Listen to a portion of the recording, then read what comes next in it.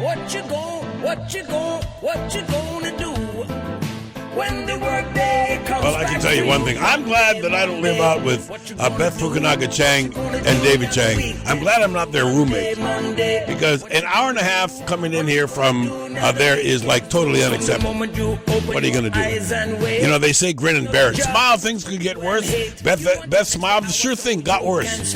You can't do that. It's work for you. Too much work for you. Good morning. Good morning. Wow. You know, I mean, in some respects, I do know, and so appreciate you being able to get here during the session and visit with us, that everybody is under the gun to get someplace on time. And this must throw, just into your regular legislative day, this must throw a monkey wrench into things all the time when people say, you know, we got to wait because we don't have a quorum, where people are still stuck in traffic. It's awful. Yeah, it's definitely the worst for people coming out from, I think, Leeward and Central Oahu often.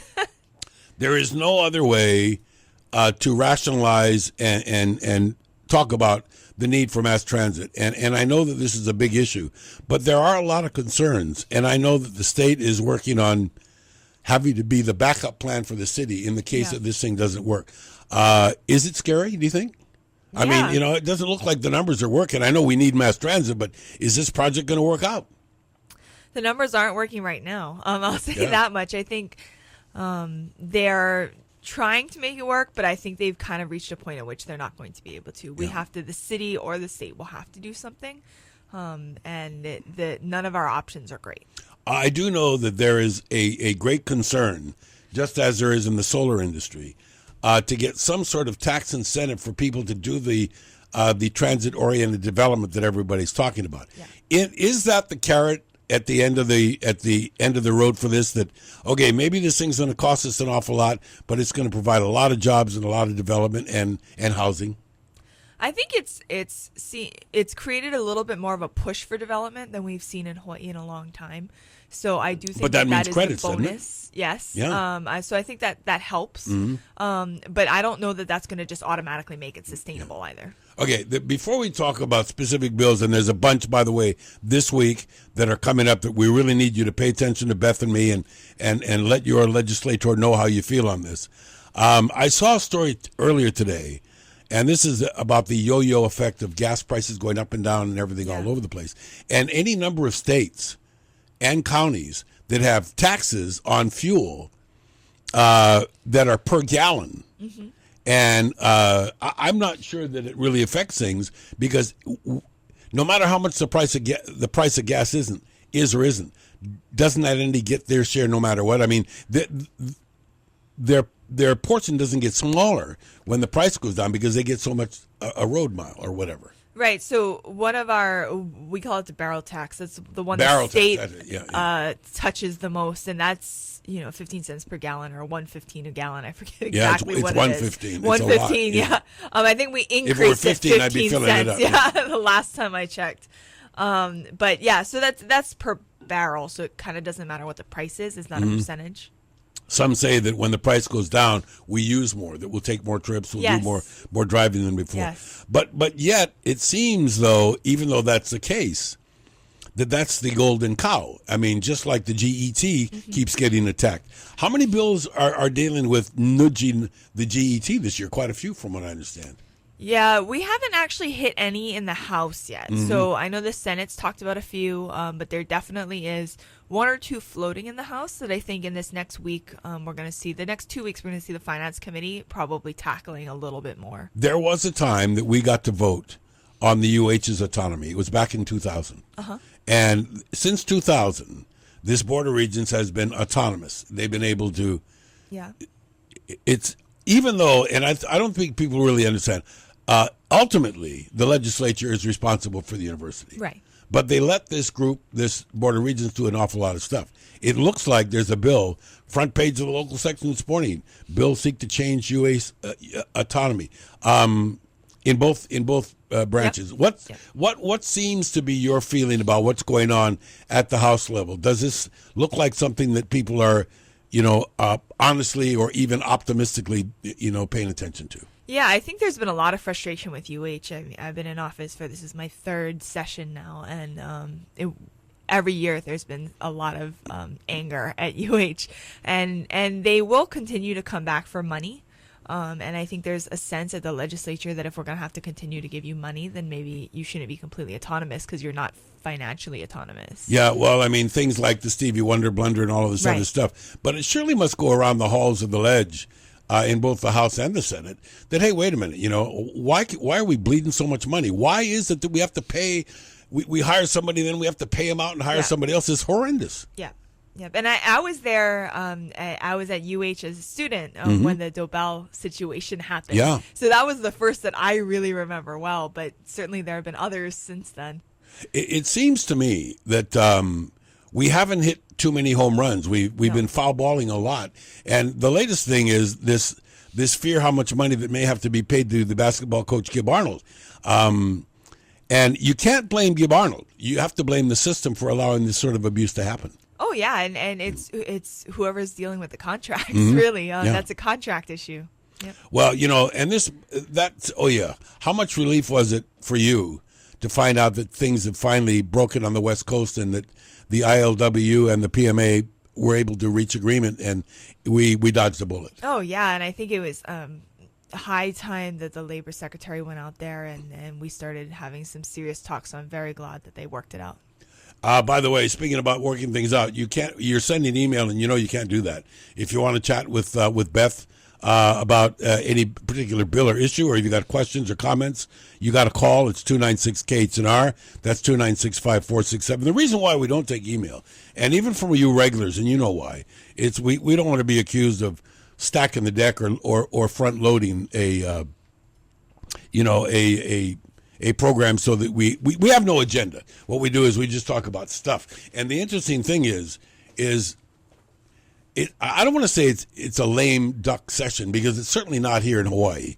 But we do have a brand new governor, a brand new cabinet, and I do know that there are some things that are being questioned. One of which is it seems a large amount of people are not in favor of Governor Ige's appointment to the DLNR. Yes. And I do know that eventually, when somebody is appointed, then it comes it comes for ratification in the House and Senate.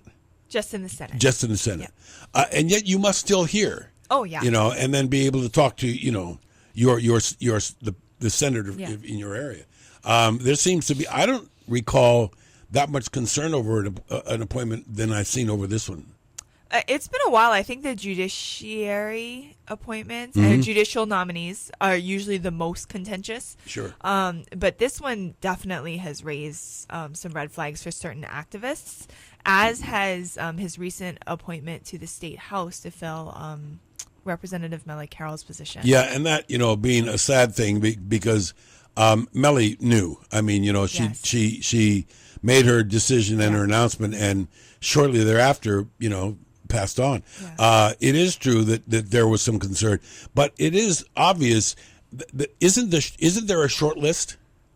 Yes. I mean that was developed and then given to him to choose from this group. Yes, and what a couple people have started to say is that he clearly has picked a side on some agriculture and land use issues because she's a pro-GMO activist, pro-GMO representative. That said, I think some would say that it's nice to have a governor that's picked a side. Yeah. Yeah. Yeah, and you know what, gang? You can comment to that, too. And we got plenty more coming up. But right now we're going to look at traffic with Malin Moore, speaking about that evil T word. Sorry about that. But we're going to come back, and we'll extend Beth as long as she can stay into the next segment a little bit so we can make up for the time that she spent doing the Boulevard Boogie. Here's Malin Moore with your opportunity to find out how in the heck to deal with it yourself.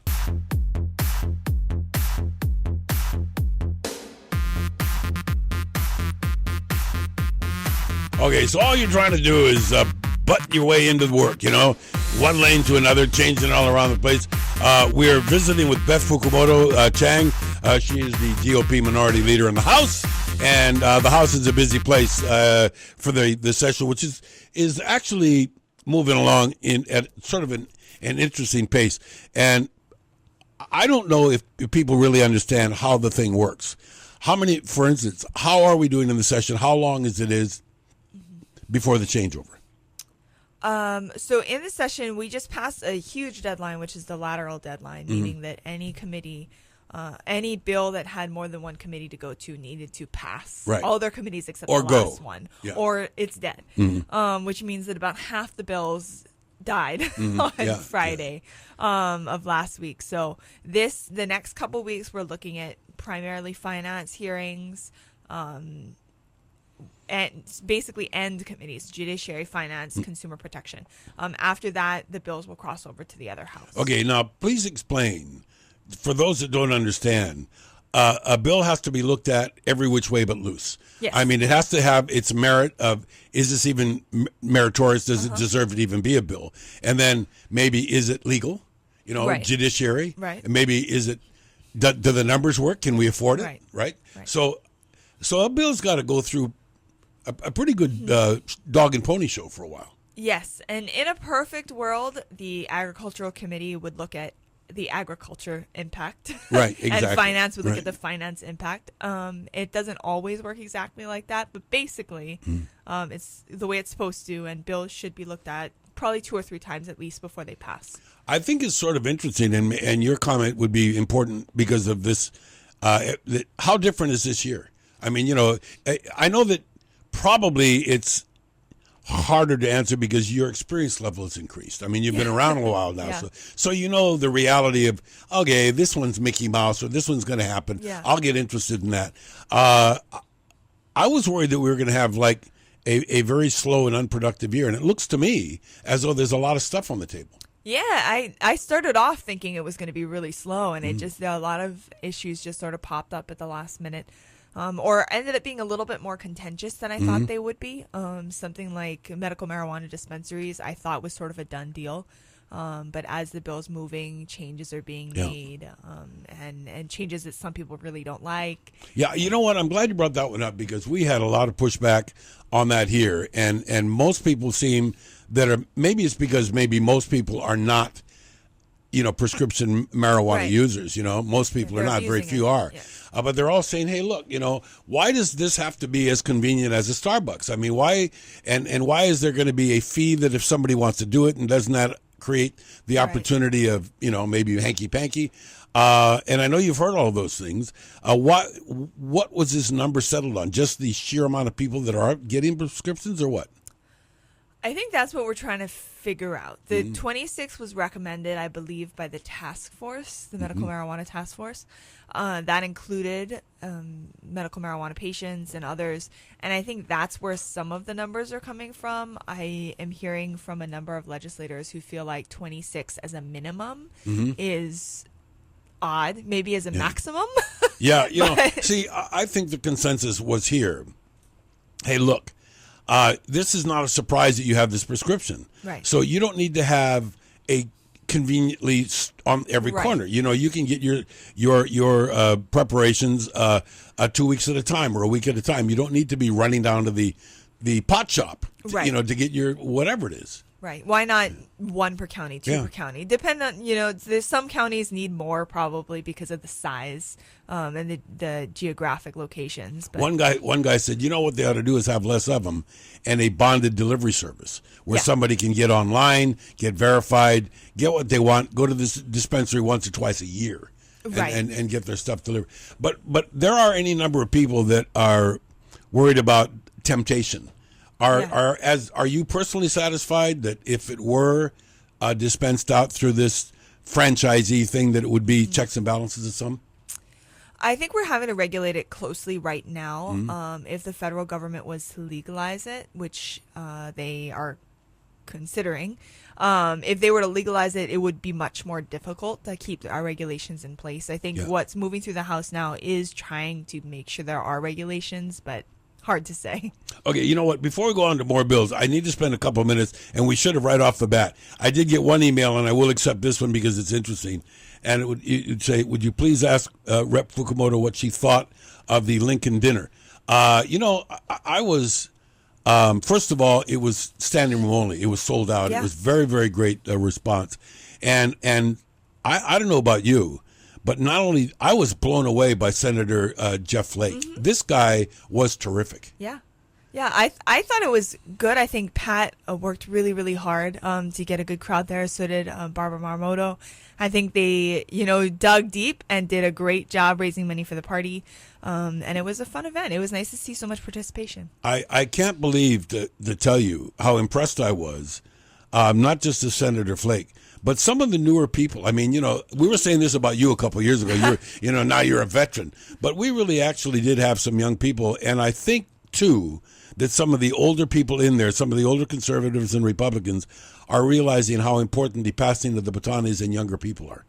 Yeah, I think so. And I think, we have a lot of great candidates that didn't make it this year. And I think, it's only up from here. From what I understand, and this was sort of an interesting thing, I was proud to be part of it because I so desperately am in favor of a real two-party system in Hawaii that I think we not only do we deserve it, but we kind of need it. But I mean, even little things like a new logo and a new and a new height. I sort of got the feeling that maybe we can reach out a little bit more. Did you also? I mean, there were some people who were talking about that.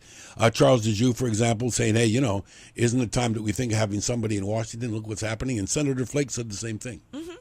I think so. I think there's a lot of room for growth for the Republican Party, especially with young people, especially with young families, I think, who understand that continuing down the same road that we've always been on is probably not a good idea. Yeah, I mean, especially if you take a speaking of the road, the horrendous situation that Beth and others face every day. I want to spend another minute on that. Mm-hmm. After the news break here at the top of the hour, we'll get into the 3 or 4 bills that are being talked about in the paper this morning as the important ones for this thing. But I still think that, we take a look at it. When you meet with constituents, mm-hmm. what are their main concerns? Is it the big traffic and that's, or what? Oh, for me, it's traffic is huge. Sometimes it's cost of living. It's the cost of electricity. That's a big one.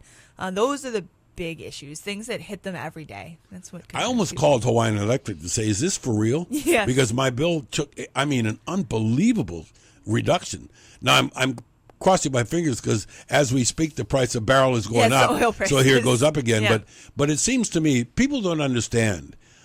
Isn't the power company mandated to do that? I mean, when their costs decrease, they can't just say, "Oh, good, we're going to make some money for a while." They have to pass it along. Right, they have to pass it along. I think there are some other things we can do to try to work with HECO to try to make it a little bit better. I guess next hour now, to try to make it a little bit better and cheaper.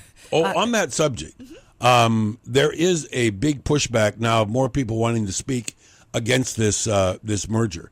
But it looks like that they certainly did their prep work to come to the legislature for whatever approvals were needed at the state level. Yeah, I don't think there's a ton the legislature is going to be able to do to stop it at this point. It's more at the PUC, and I do the Public Utilities Commission, and I think that we do need a little bit more accountability from the Public Utilities Commission too.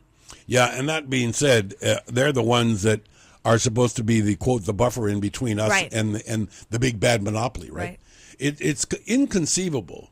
I guess maybe just everybody thought when the cable business dramatically changed a few years ago and when the phone companies, when Ma Bell got broken up. Mm-hmm. But I mean, it's just not conceivable for anybody to start a new power company.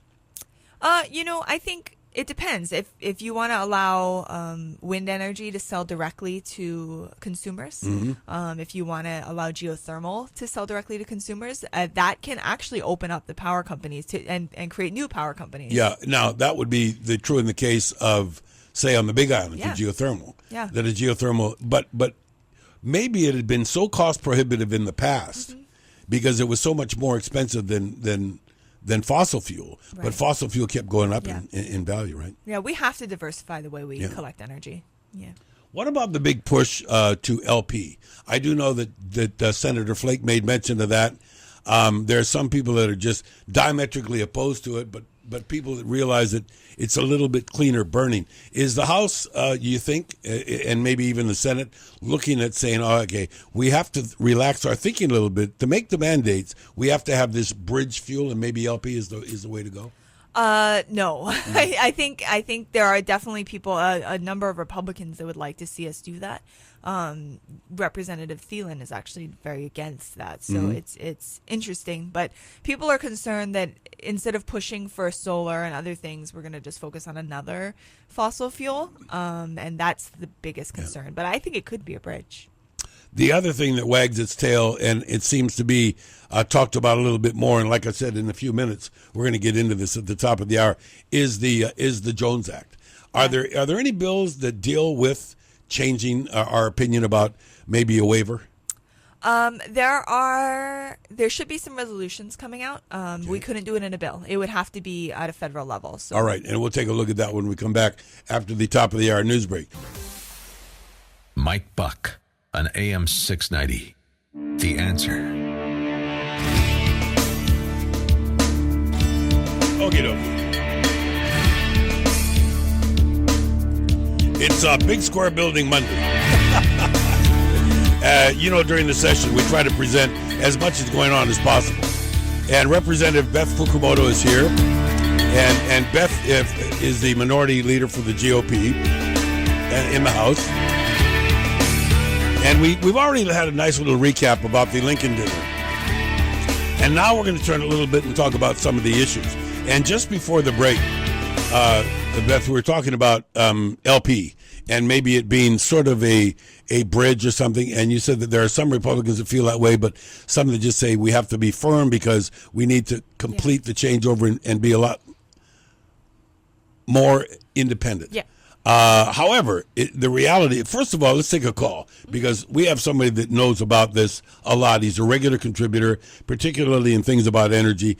Retired engineer Alan Lloyd joins us from Lanaka. Alan, thanks for waiting. Say hello to Beth Fukumoto Chang. Yes, good morning. Hello. Glad you were able to join the party this morning. Oh, thank you. Yeah, she can thank traffic for being a smidge late.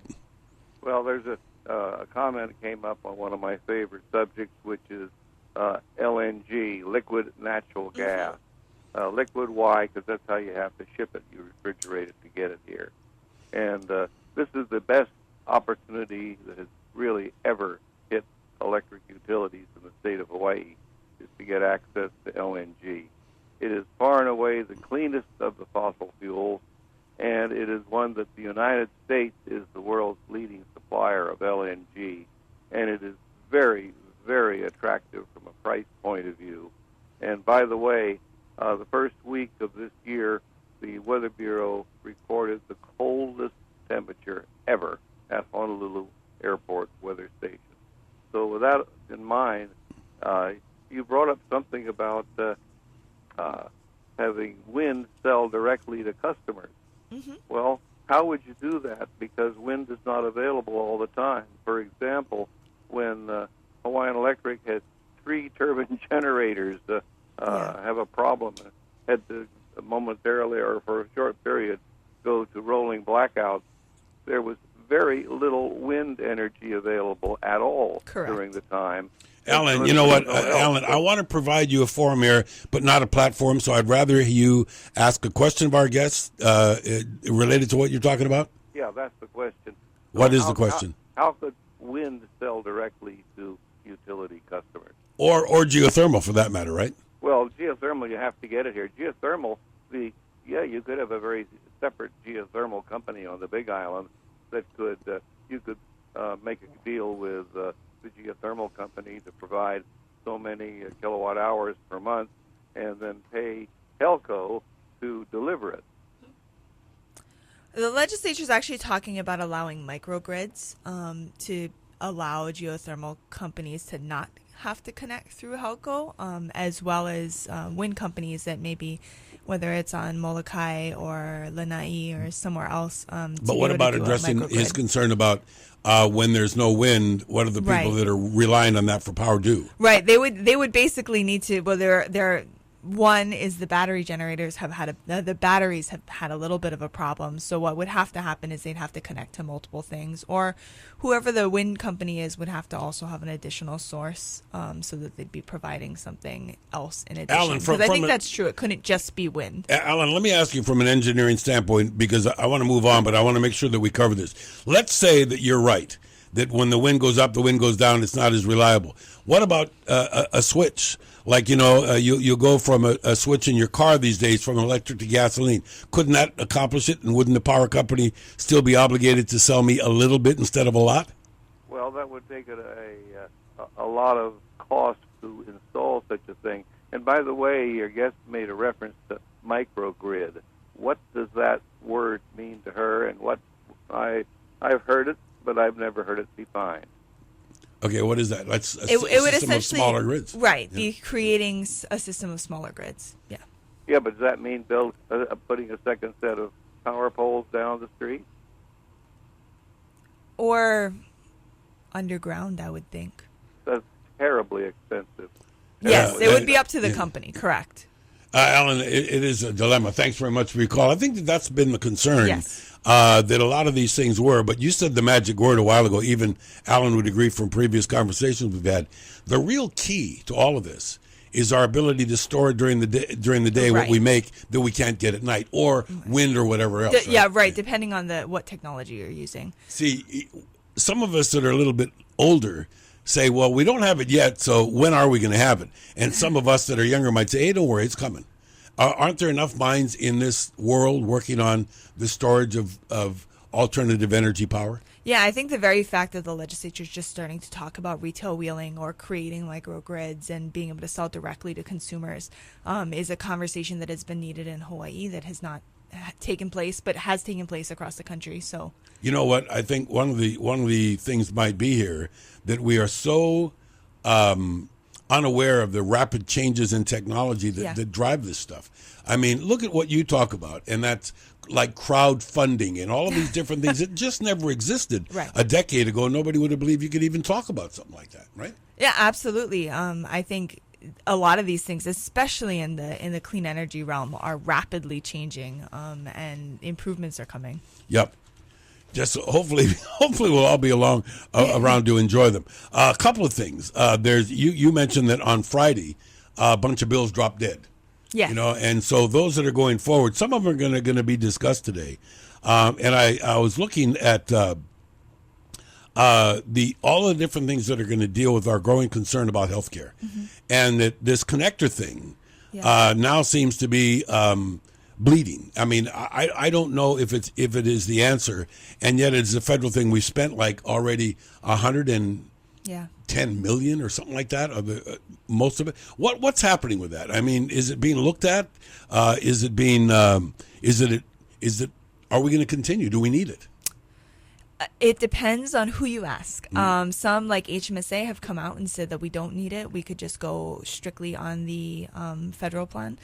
If we go with the federal exchange, so basically if we scrap the connector altogether, we would have to go on the federal exchange. You can't just get rid of the exchange system at all, right? We'd have to still be in the Obamacare plan because it's a federal law. So we'd have to go on the federal exchange, which could potentially threaten our current healthcare in the state of Hawaii. So Which, by the way, was pretty good. Was quite good, yes. And yet, I must tell you that I've been watching this turnaround being effectuated by the new executive director, by Jeff Kissel, and taking a look at some of the things that's going on that look to be positive. But as somebody that thinks that we weren't broken, why are we just literally churning through millions and millions of dollars to get somewhere where we're probably already at? Right. And really, we were over eager as a state to jump on board. And if you look back at some of the things Governor Abercrombie said, things like, because he's friends with the administration, Sure. we're going to be able to move forward with Obamacare and stuff like that. I think there was more of a pressure on him to, and as you know, President Obama's home state, to try to push for this when we perhaps didn't really need to. Some other states have done more of a hybrid system where the federal government's running their exchange, but they're handling all the signups, so they were able to keep their existing health, programs. And I think that's what we should have done. The question now is whether or not we missed the boat on getting that type of It exemption. appears to some, Beth, Yeah. that the entire Obamacare is precarious everywhere. Yes. However, there's no question, right, that we had to reform healthcare, that we had issues in healthcare. Sure. But maybe in some states the issues were less, here particularly. Right. Or that we could have looked at a different model. I think the GOP did come out with some ideas at the time. And certainly even Hillary Clinton had a different plan. So I think there were other ways we could have gone, and looking back, maybe we should have gone that way. You know, the thing that it boils down to, before we do a little break here, is numbers. And it seems that no matter how many people sign up, the cost per sign up is horrendous. And somebody's going to pay for that, right? Yeah. I mean, they say, well, it's the federal government. Well, duh. Yeah. Last time I checked, we were part of the federal government. Yeah, and it's actually not even the federal government anymore. The subsidies are stopping, so it's going to be just the state. Yeah.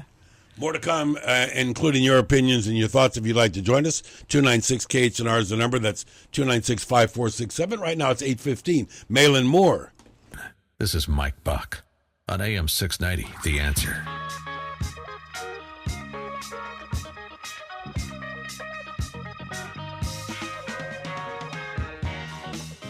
Okay, it is 19 minutes after the hour.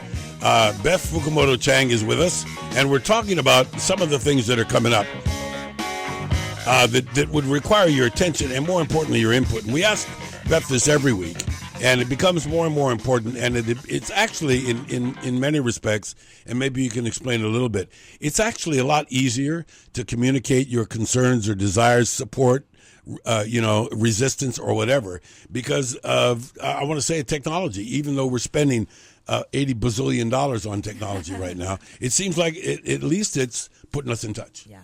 Yeah, I think it's definitely helped more people get involved at the legislature. I think someday we'll be able to have video testimony so that people from the neighbor islands can get involved. I unfortunately am barraged with people saying, go look at the YouTube this and the YouTube that. Yes. And I'm not sure that, when I get home, I don't want to go look at 2 hours of YouTube. Agreed. Unless somebody cut right to the chase and said, here is a edited version of what 30 happened. seconds. We think in sound bites, right? And people say that if it's not 30 seconds, people won't watch it. Okay, now, let's talk about some common stuff that is certainly not political. Let's talk about this euphoria over this thing called vaping. I mean, I got people that are down on the street in front of our building that are creating like clouds of smoke are going out of them. Is this just a replacement for another evil? I mean, are we looking at there being some activity where they're going to regulate where you can and can't vape, just like they did where you can and can't smoke? I think we are looking at, the legislature is definitely looking at creating, essentially saying that it's the same. Where you can't smoke, you can't vape, and there are some good arguments for that. I think, specifically when you're talking about within buildings, within workspaces, just because it makes other people uncomfortable. They say that it's there's no. They do, yes. But there was this kiosk at a major shopping center that I won't mention, Ala Moana, during the holidays. Yeah. My wife and I walked by it a couple times on the main mall, and it was like, ugh. Yeah. It was. I mean, it doesn't smell good. No, it doesn't. It's definitely not odorless.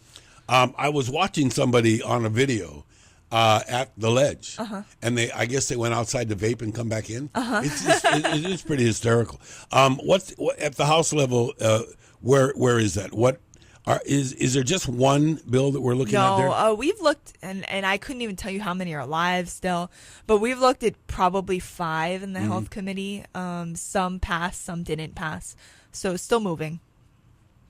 Best case scenario is to put some age on it, or limit the areas. I think most people seem to be able to agree with 18 being the limit, and also maybe not allowing it in workplaces. Okay. Yeah. I think that's another thing that we're talking about. One thing that we need to talk about, I sort of glanced over this, and I'd rather ask you a vaguer question. It seems to me like government is starting to look into things like social media quite a bit. Yes. And I do know that there are people in HR departments that will actually go and search through social media for people to see what they are like behind the scenes. Yeah. But what about this movement on these this social media, what they said, social media lurking. Yeah. What is it that you're looking at? What's being looked at? Well, some people have raised an issue, and I've never actually heard of this happening, but some people have raised an issue with employers actually asking for passwords. Yeah, passwords for personal social media accounts. Isn't that like my password? Right, Yeah. and I've never heard of an employer doing that, yeah. except at the legislature. I've heard people saying that it's happening. So this would basically say an employer couldn't do that. Let me ask you this: everybody knows that your employer kind of owns your email. At work. Yeah, at work. Right. Okay, so obviously, let's go to the legislature. Let's go to Rep. Fukumoto at Hawaii.gov, right? Right. You would expect that Big Brother's looking over your shoulder whenever they want. Right. That's Your part of the email deal. should be public record. Yeah, Yeah. exactly. Same thing with companies. I can Sure. understand that. But when it comes to personal, Right. who Right. in the world can do that? Right, and that's where it gets difficult if a boss is requiring their employee to use their personal media, social media accounts for work-related purposes. Yep. Then that's probably where the line is getting blurred. But I think it just makes good sense to make sure you have a separate work account. There's even more and more danger now. I guess I can't wait. It's like I need another TV series. I don't need another TV series to get into. But I am looking forward to the premiere pretty soon of this new CSI thing called Cyber.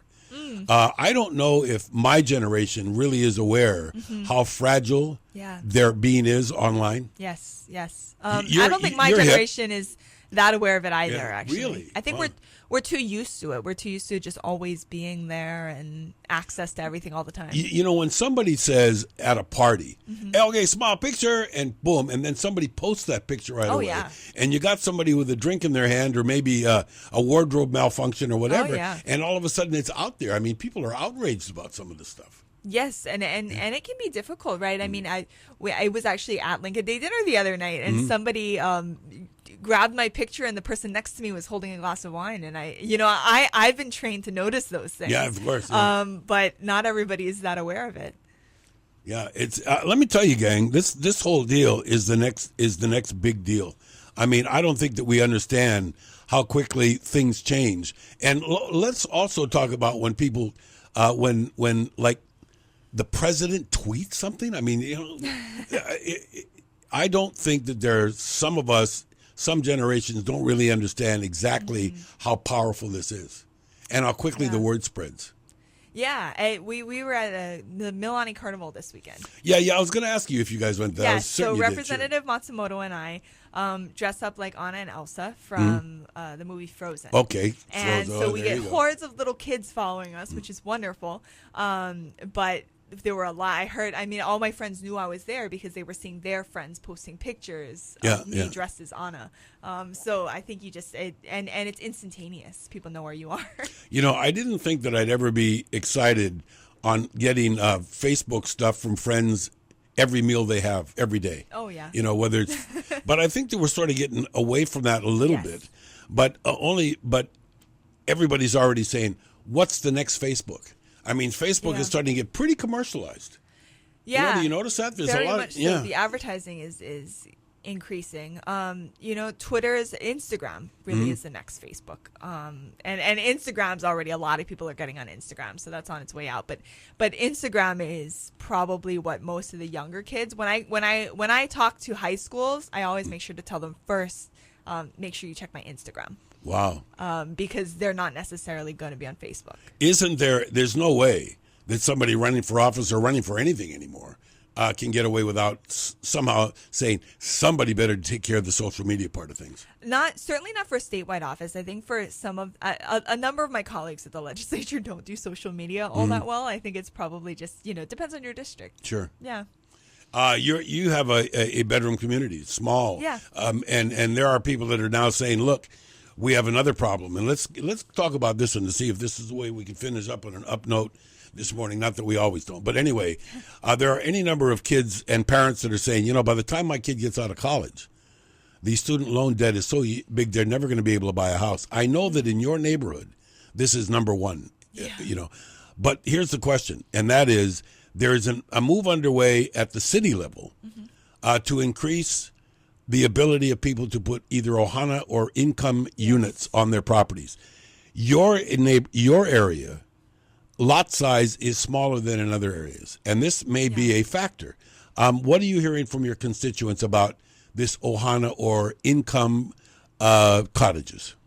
People are less concerned, I think, in Mililani only because we have an association that's Would trump whatever the city does. So somebody could, in theory, have a separate dwelling on their property, but it would have to fit still within the association rules, which would make it a little bit more difficult. However, don't you see, just as they did with regards to air conditioners or solar, or don't you see that it'll be challenged and probably pretty strongly? The association will be challenged. Yeah, the people within homeowners will say, "Hey, wait a minute! I want to build a place for my tutu to come and live." People challenge our association all the time. Sure. They've done pretty good at fighting back some of those challenges. Just because aesthetics are so important when people buy into Mililani. So we've had less of a problem, but I think it's going to be a huge deal for some other. There is a thing that we've learned over the time, and that is everybody wants something, but nobody has a gun in somebody's mouth when they buy in. When they come in and say, "Okay, this is deeds and covenants. This is what I'm understanding I'm responsible for." Right. So I think in Mililani, what we're going to see is people might be trying to build up. They want to do, put a second level on their one level home. But we're not going to see, pushing the borders of other properties. Okay, last question. If you had something this week that you wanted to hear from your constituents on or others on, what would it be? What's the Beth plan for this week? I would really like to hear a little bit more on the marijuana dispensaries. Okay. And I would like to hear more about the GET. I'm getting very mixed opinions on both. The GET specifically for the rail. GET now let's make sure that we understand something. Yeah. From what I understand, the county or the mayor is asking the legislature to extend almost indefinitely the surcharge. Yes. The 0.5% surcharge. This is what you're talking about. The 0.5% surcharge. Yeah. Now, there are other bills moving through the House to increase the GET for the general fund. How spooky is that? Right. So I think on that one, on the increasing for the general fund, I'm pretty clear on. I know people don't want it. On the 0.5% for rail, a lot of people are telling me they just want to see it get done. So I'd like to hear more about that. What about it? What about putting another end date on it? Right now it's 2022. What if we say 2030? Which is my preference. Yeah, I would rather. I don't want to see us extend it indefinitely. Yeah. Okay. Hey, Beth. Thanks a lot. We'll see you again next time. Beth Fukumoto Chang,